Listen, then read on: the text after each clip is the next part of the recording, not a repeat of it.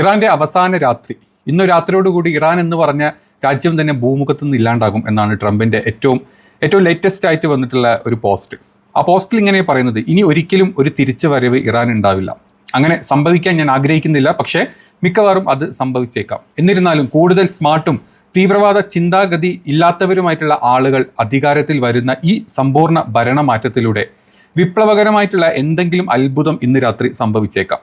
ആർക്കറിയാം? ലോകത്തിന്റെ സങ്കീർണമായ ചരിത്രത്തിലെ ഏറ്റവും പ്രധാനപ്പെട്ട നിമിഷങ്ങളിലൊന്ന് ഇന്ന് രാത്രി നമുക്ക് അറിയാൻ കഴിയും. 47 വർഷത്തെ പിടിച്ചു പറയും അഴിമതി ഭരണവും ഒടുവിൽ അവസാനിക്കും. ഇറാനിലെ മഹാനായ ജനതയെ ദൈവം അനുഗ്രഹിക്കട്ടെ. ഇതായിരുന്നു ഡൊണാൾഡ് ട്രംപിന്റെ ഇന്നത്തെ പ്രസ്താവന.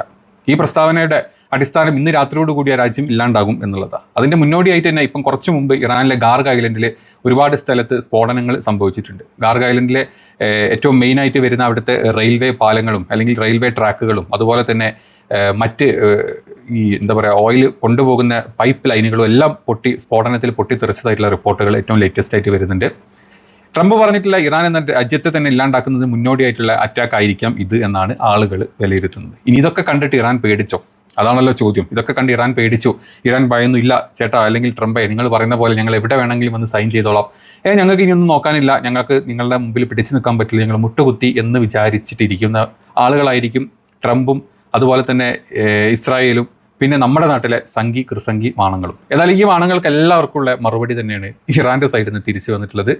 നിങ്ങൾ എന്ത് ചെയ്താലും, നിങ്ങൾ ഏത് ചെയ്തു കഴിഞ്ഞാലും ഞങ്ങളെ രാജ്യത്തെ ഇത്ര കോടി 14 മില്യൺ ജനങ്ങൾ ഞങ്ങളുടെ രാജ്യത്തുണ്ടെങ്കിൽ അത്രയും ആളുകൾ മരിക്കുന്നവരെ ഞങ്ങൾ യുദ്ധം ചെയ്യും. ഇതായിരുന്നു ഇറാൻ്റെ ഭാഗത്തു നിന്നുണ്ടായിരുന്ന ഒരു റിപ്ലൈ. ഇറാനിൽ ഏകദേശം കണക്കെടുത്ത് കഴിഞ്ഞാൽ 8-9 കോടി ജനങ്ങളാണുള്ളത്. ഈ ജനങ്ങൾ മൊത്തം മരിച്ചു കഴിയുന്നവരെ ഞങ്ങൾ യുദ്ധം ചെയ്യും എന്നായിരുന്നു ഇറാൻ്റെ മറുപടി. ഇതിൻ്റെ ഭാഗമായിട്ട് തന്നെ ഇറാൻ ഇന്ന് ഇപ്പം ഈ വൈകുന്നേരങ്ങളിലെ സമയത്തിലോട്ട് ഒരുപാട് സ്ഥലങ്ങളിലോട്ട് ഇറാൻ്റെ ആക്രമണങ്ങൾ നടന്നിട്ടുണ്ട്. ഞാനിപ്പം നിങ്ങൾക്ക് കുറച്ച് ഇമേജസ് കാണിച്ചു തരാം. നിങ്ങൾ കണ്ടുകൊണ്ടിരിക്കുന്ന ഇമേജുകൾ എന്ന് പറഞ്ഞു കഴിഞ്ഞാൽ ഇസ്രായേലിലെ ഹൈഫയിൽ ഉണ്ടായിട്ടുള്ള അപകടത്തിൽ, ഇറാൻ്റെ മിസൈൽ അപകടത്തിൽ മരണപ്പെട്ടിട്ടുള്ള ആളുകളുടെ ശവം ആണ് കൂട്ടിയിട്ടിരിക്കുന്നത്. അതിൻ്റെ കൂടെയുള്ള ആളുകൾ അല്ലെങ്കിൽ അതിൻ്റെ കുടുംബക്കാരും ബാക്കിയുള്ളവരും അതിൻ്റെ ഫ്യൂണറൽ ചടങ്ങിൽ പങ്കെടുക്കുന്നതിൻ്റെ വീഡിയോസാണ് അല്ലെങ്കിൽ ഫോട്ടോസാണ് നിങ്ങൾ ഈ കണ്ടുകൊണ്ടിരിക്കുന്നത്. ഇനി അത് മാത്രമല്ല, മറ്റ് ഈ കാണുന്നതും ഇതുപോലെ തന്നെ ഇതൊക്കെ എന്താ പറയുക സയനിസ്റ്റ് അല്ലെങ്കിൽ ഇസ്രായേലി ആളുകളുടെ ബോഡിയാണ്. ഇത് ഇറാൻ്റെ മിസൈലിൽ ഇന്നലെ ഉണ്ടായിട്ടുള്ള ഇന്നുണ്ടായിട്ടുള്ള ആക്രമണത്തിൽ മരണപ്പെട്ട ആളുകളുടെ ബോഡിയാണ് ഈ കൂട്ടിയിട്ടിരിക്കുന്നത്. ഇതേ സമയത്ത് തന്നെ ഇന്ന് കുവൈറ്റിലോട്ടുള്ള ടാർഗറ്റിംഗ് ഉണ്ടായിട്ടുണ്ട്. കുവൈറ്റിലെ പെട്രോ കെമിക്കൽ പ്ലാന്റിലിട്ട് ഉണ്ടായിട്ടുള്ള അമേരിക്കൻ എന്താ പറയുക സ്റ്റേക്സുള്ള പ്ലാന്റുകളിലോട്ടുണ്ടായിരുന്ന ഇറാൻ്റെ ആക്രമണമാണ്. ആ ആക്രമണത്തിൻ്റെ ദൃശ്യങ്ങളുടെ ഫോട്ടോസാണ് നമ്മൾ ഈ കണ്ടുകൊണ്ടിരിക്കുന്നത്. അവിടെ കൊണ്ട് തീരുന്നില്ല. UAE ഷാർജയിലോട്ടും ഇന്ന് ഭയങ്കരമായിട്ടുള്ള ആക്രമണം ഉണ്ടായിട്ടുണ്ട്. ഷാർജയിൽ നിന്നുള്ള ചില വിഷ്വൽസിൻ്റെ ഇമേജസ് ആണ് നിങ്ങൾ ഈ കണ്ടുകൊണ്ടിരിക്കുന്നത്.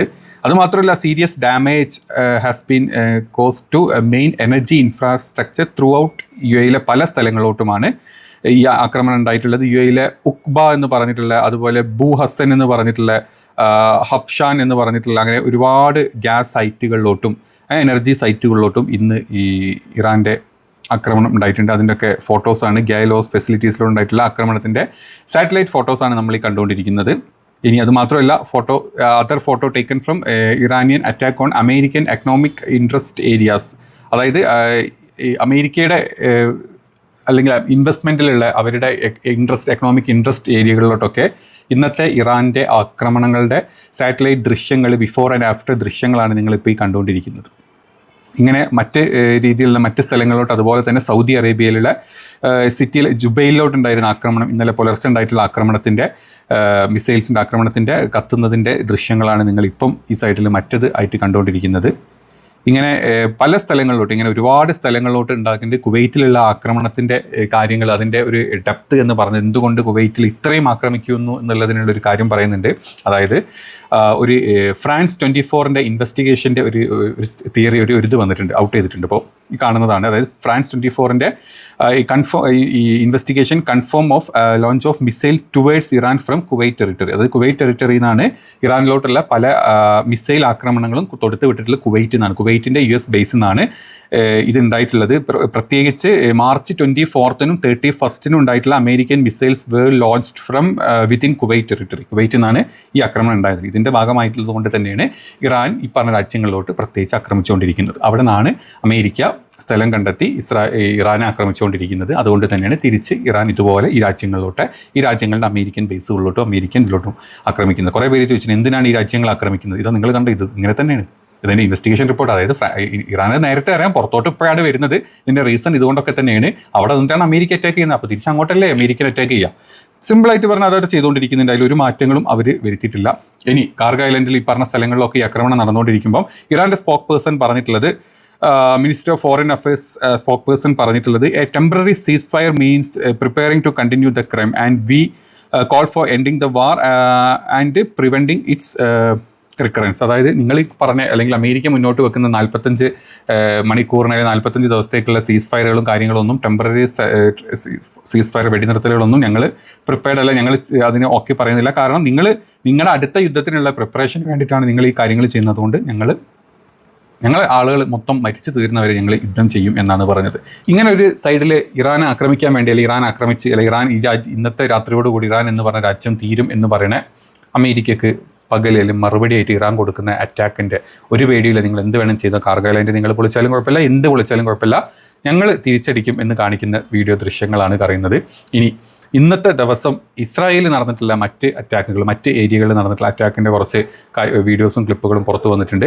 ഇറാൻ്റെ മിസൈൽ വടക്കൻ ടെല്ലവീവിനെ റാമത്ത് ഹഷോറോൺ ജില്ലയിൽ ഇറാൻ്റെ മിസൈൽ പതിച്ചതിനെ തുടർന്ന് ഭയങ്കരമായിട്ടുള്ള നാശനഷ്ടങ്ങൾ വന്നിട്ടുണ്ട്. ക്ലസ്റ്റർ ബോംബുകൾ ഏറ്റവും കൂടുതലായിട്ട് അവിടേക്ക് വീണിട്ടുണ്ട്. മധ്യ ഇസ്രായേൽ 16ഓളം സ്ഥലങ്ങളിലാണ് ഇറാൻ്റെ ക്ലസ്റ്റർ മിസൈലുകൾ ഉപയോഗിച്ചിട്ടുള്ള ആക്രമണം നടന്നിട്ടുള്ളത്. അതേ സ്ഥാനത്ത് തന്നെ ഹിസ്ബുള്ളയുടെ റോക്കറ്റുകൾ ലെബനിൽ നിന്നും വടക്ക് ഇസ്രായേലിലേക്ക് ചുരുങ്ങിയത് 10 റോക്കറ്റുകളും വിട്ടിട്ടുണ്ട്. അതിൻ്റെ നഹാരിയ നഗരത്തിൽ സ്ഫോടനങ്ങൾ ഒരുപാട് ഉണ്ടായിട്ടുണ്ട്. ഒരുപാട് ആളുകൾക്ക് പരിക്ക് പറ്റിയിട്ടുണ്ട് എന്നുള്ള ദൃശ്യങ്ങളും കാര്യങ്ങളും പുറത്തു വരുന്നുണ്ട്. പുതിയ ആക്രമണത്തിൽ ഒരുപാട് പേർക്ക് പരിക്ക് പറ്റിയിട്ടുണ്ട്. മരണസംഖ്യ ഇതുവരെ പുറത്തോട്ട് വിട്ടിട്ടില്ല. പെറ്റാ തിക്വ എന്ന് പറഞ്ഞിട്ടുള്ള നഗരത്തിൽ മാത്രം യുദ്ധം തുടങ്ങിയ ശേഷം ഏകദേശം 150 മിസൈലുകൾ ഈ സ്ഥലത്ത് മാത്രം പതിച്ചതായിട്ടുള്ള റിപ്പോർട്ടുകളാണ് പുറത്തോട്ട് വരുന്നത്. അതേസമയത്ത് തന്നെ മൊസാദ് ഏജന്റുമാർ അല്ലെങ്കിൽ CIA ഏജന്റുമാരായിട്ടുള്ള കുറച്ച് പേരെ ഇറാനിൽ ഇന്നും അറസ്റ്റ് ചെയ്യപ്പെട്ടിട്ടുണ്ട്. ഇന്നാണ് ന്യൂസ് പുറത്തോട്ട് വന്നിട്ടുള്ളത്. അമേരിക്കൻ ചാര സംഘടനയായിട്ടുള്ള CIA, ഇസ്രായേൽ എന്നിവരുമായിട്ട് ചേർന്ന് പ്രവർത്തിച്ച ഇറാൻ്റെ രഹസ്യാന്വേഷണ വിഭാഗം പിടികൂടിയിട്ടുണ്ട്. ഇറാനിലെ പ്രധാന സ്ഥലങ്ങൾ ആക്രമിക്കാനായി ഇവർ വിവരങ്ങൾ കൈമാറിയതായിട്ടാണ് ആരോപണം ഉള്ളത്. ഈ ആളുകളാണത്. ഇവർ സോഷ്യൽ മീഡിയ വഴിയും മറ്റ് വിദേശ ചാനലുകൾ വഴിയും ശത്രു രാജ്യങ്ങളുമായിട്ട് ബന്ധപ്പെട്ടിട്ടുണ്ട് എന്നാണ് അവർക്ക് മേലുള്ള കുറ്റം ആരോപിച്ചിട്ടുള്ളത്. എണ്ണ സംഭരണശാലകൾ, മിസൈൽ ലോഞ്ചറുകൾ, പൊതുജനം ഒത്തുചേരുന്ന സ്ഥലങ്ങൾ എന്നിവയുടെ കൃത്യമായിട്ടുള്ള ലൊക്കേഷൻ ഇവർ ഈ മറ്റ് രാജ്യങ്ങൾക്ക്, അതായത് അമേരിക്കക്കും അല്ലെങ്കിൽ ഇസ്രായേലിനും കൈമാറിയതായിട്ട് അവർ തന്നെ സമ്മതിക്കുന്നുണ്ട്. ഞങ്ങൾ അക്സെപ്റ്റ് ചെയ്തു, തെറ്റുകൾ ചെയ്തു എന്നുള്ളത്. രാജ്യത്തിലെ ചാരപ്രവർത്തനം നടത്തുന്നവർക്ക് ഇറാനിൽ നിയമപ്രകാരം വധശിക്ഷ ആണ് ലഭിക്കാറ് എന്നുകൂടെ ഈ ഒരു വീഡിയോയിൽ ആളുകൾ പറഞ്ഞു വെക്കുന്നുണ്ട്.